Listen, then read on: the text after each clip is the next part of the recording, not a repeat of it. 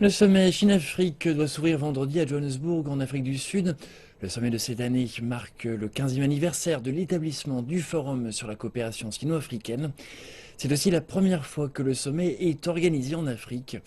Les représentants africains en Chine se rappellent des grands accomplissements faits dans le passé et affirment qu'ils s'attendent à ce que le sommet de cette année crée une plateforme pour favoriser plus de coopération dans l'avenir. 15 années se sont écoulées. Les Africains disent que leur collaboration avec la Chine a donné de grands résultats.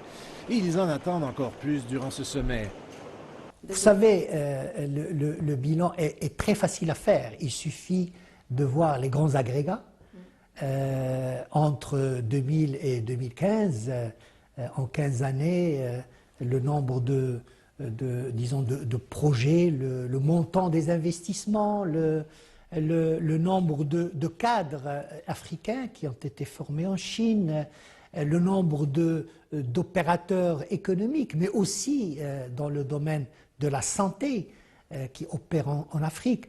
Je crois que le bilan est largement positif. L'ambassadeur estime que plusieurs autres secteurs pourraient bénéficier de plus de collaboration. Indéniablement dans le domaine de l'industrie, dans le domaine de l'agriculture, dans le domaine des pêches, dans le domaine de l'environnement. C'est une question globale importante.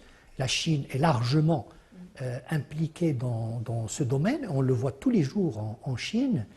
Nous sommes à la veille de la grande conférence, la COP21 à Paris, et le Maroc a un rôle particulier puisque c'est lui qui va accueillir la COP22.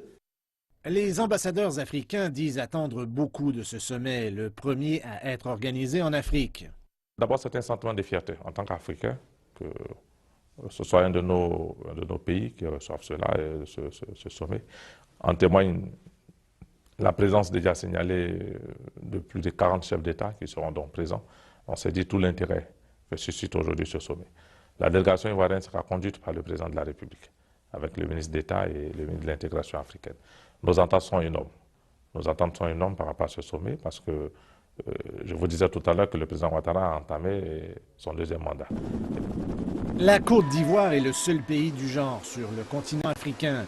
Plusieurs autres espèrent développer leur économie et améliorer la qualité de vie de leurs citoyens en coopérant davantage avec la deuxième économie du monde.